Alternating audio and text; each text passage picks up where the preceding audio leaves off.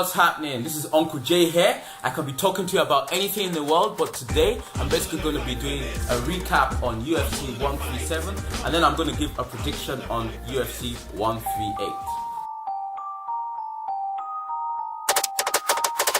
The first fight I watched was Mitrione versus Cheick Kongo. This wasn't the most exciting fight on the card, but it wasn't a rubbish fight. It wasn't boring. It wasn't completely boring. Both fighters were basically kind of feeling each other out for most of the first round, for at least a minute and a half. But when they got into it, it was basically Cheick Kongo was basically winning the overall stand-up fight. He was really picking his shots, shotting Mitrione with his jab, kicks, all that. Mitrione was basically never really in the fight from where I could stand. I mean, he had a few moments here and there, but it was really all Cheick Kongo. And I think what really clinched the victory for Kongo was in the last round when he basically got those two takedowns on Matt and just basically roughed him up. I was quite sad for Mitrione because I really wanted him to win. You know, I was rooting for him, you know, to be that up-and-comer who slowly works his way up to the top of the mountain. But Cheick Kongo wasn't happening. He obviously worked quite a bit on his ground game because his top game was pretty good. Where does that leave Mitrione? Well, he basically has to go back to the drawing board because he basically showed that he has a lot of holes in his game and he's basically not ready for those top tier heavyweights. I think those top tier heavyweights will give him a lot of problems. And when I say a lot of problems, they basically spank him. Cheick Kongo, well, I guess this makes him in that mid-tier category where UFC is not thinking of getting rid of him, but they're not thinking of throwing him in there for a title shot. Next fight that I watched was Donald Cerrone versus Dennis Silva. Now this for me was the main event. I was really looking forward to this fight because as far as I'm concerned, you had two very dangerous kickboxers who were evenly matched. Dennis Silva's kickboxing is top notch.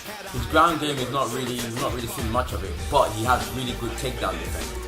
Again, you have Donald Cerrone, who has excellent kickboxing, excellent, top notch, one of the best in the MMA.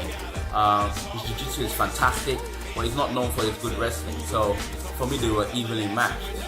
But fight on fight night, it wasn't that way at all. Donald Cerrone basically dominated Dennis Silva. And I think what really changed the fight was a kick in the first round that basically made Dennis do a funky dance. And I don't think Dennis really ever recovered from that kick, and Dennis Cerrone was able to just jump on him with some more strength. I think another kick dropped him and he just finished him off with a rear naked choke. So boy, I'm really excited to see who Donald Cerrone faces next. I think he should just fight the next top guy. I mean, what would be good is if Donald Cerrone is the one to welcome Gilbert Melendez into the UFC. Now that would be an interesting fight. Next fight that I watched after that was Roy Nelson versus Cro Cop. I have to say, Roy Nelson was looking he was looking relatively slimmer than he usually did. I mean, his belly had considerably reduced in size, and he was moving a bit more. He seemed a bit on his toes, which was nice to see, interesting to see. Cro Cop didn't look that bad himself, but Cro Cop has never really looked bad. He's just been losing. I mean, he never looks horrible, but he just hasn't been winning in the context of his last 3 or 4 fights now. I mean, again, Cro Cop had some good moments. There was a time where Nelson caught him with a overhead right, but even though he connected with Cro Cop, he kind of slipped, and Cro Cop just jumped on him and just rushed him with a barrage of punches. But eventually, Roy Nelson got him in his trademark crucifix, where, he gets the belly on top of him and just starts punching in the face. And basically, was able to just finish him with TKO punches in the third round by just getting into that rear naked chokehold type position without actually going for the choke himself and just going for the punches. So it's a really good performance for Roy Nelson. So I just hope he can just keep it up in terms of keep training, keep his fitness, even improve his fitness even more. I mean, even possibly go down to 205. I mean, really live up to his full potential. I think that would be really good because he's only 6'4". So he could even be a middleweight if he wanted to, but I think that would be too much of a job for him. Maybe a light heavyweight would be more sensible.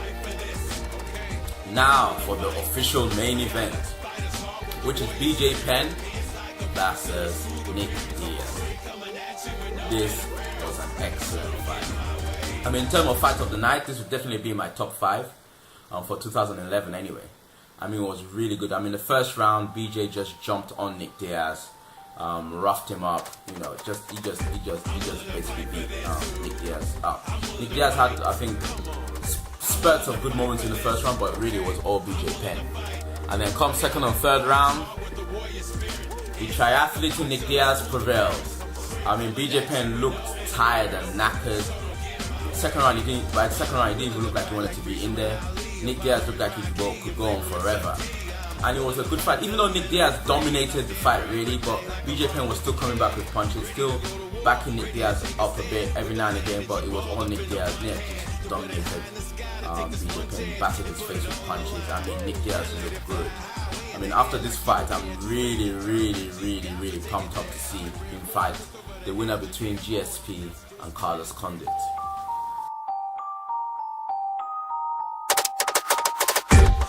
UFC 138. I'm really only going to predict one fight, and that's because there's only one fight on that card that really interests me. Don't get me wrong, I'll watch the whole fight, but the whole fight card, but it's only one fight on UFC 138 that interests me, and that's the main event: Chris Lieben versus Mark Munoz. This fight matchup is a nice fight matchup. You have Chris Lieben, who has decent jiu-jitsu, alright stand-up, but he's known as a striker. You know, he likes to just, you know, stand and bang, as they say. He just stands in front of him and just likes to punch you, basically. Mark Munoz is a lot more strategic. On top of that, he does really good wrestling. His striking is lower, mediocre lower area. I mean, he's not fantastic, but he's not rubbish. And the fact that he puts it so well with his wrestling still makes it a bit of a problem for you. I'm going to have to go with Mark Munoz on this. I just feel as a fighter he's more intelligent. I think he has better wrestling. And I don't think he's going to be sucked into Chris Lieben's let's exchange in the middle of the cage.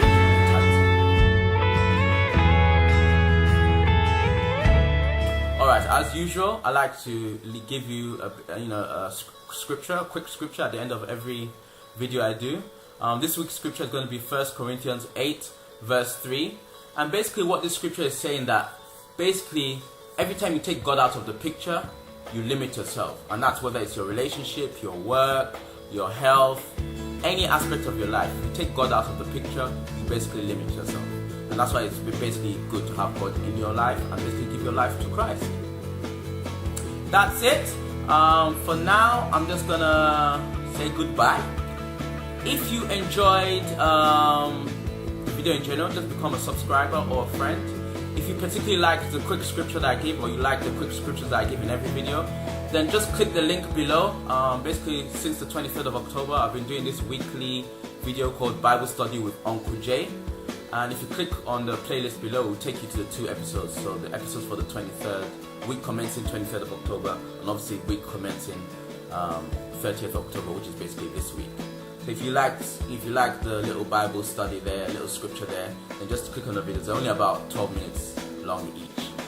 So anyway, leave your comments. Let me know what you think. Let me know whether you agree with me, disagree with me. If you want to talk about fights that I've not mentioned, feel free. Take care, God bless, and I'll see you next time.